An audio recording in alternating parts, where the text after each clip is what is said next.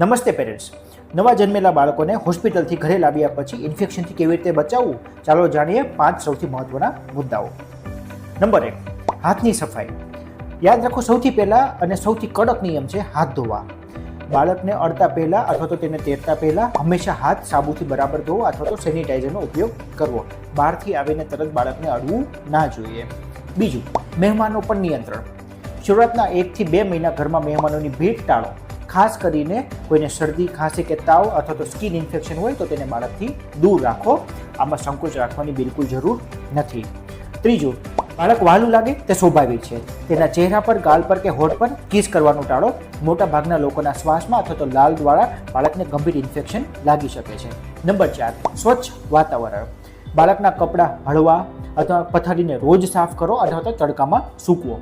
બાળકના રૂમને પૂરતી હવા ઉજાસવાળી હોવી જોઈએ. ઘરમાં ધૂળ, અગરબત્તી કે મચ્છર મારવાની કોઈ પણ પ્રકારની ફોઇલનો કે ધુમાડાનો ઉપયોગ ન કરવો જોઈએ. નંબર 5, રસીકરણ અને માતાનું દૂધ. બાળકને માતાનું જ દૂધ આપો. બને ત્યાં સુધી 6 મહિના સુધી તો માતાનું જ દૂધ આપવું જોઈએ. ફોર્મ્યુલા ફૂડને અવોઇડ કરો. ગાયનું કે બકરીનું દૂધ ના આપવું જોઈએ અને ડૉક્ટરની સલાહ મુજબ ટાઈમ ટુ ટાઈમ રસીકરણ કરવું જોઈએ. નવજાત બાળકની સુરક્ષા આપણા જ હાથમાં છે. નવા પેરેન્ટ્સ તરીકે આ વિડીયો સૌથી વધારે શેર કરો.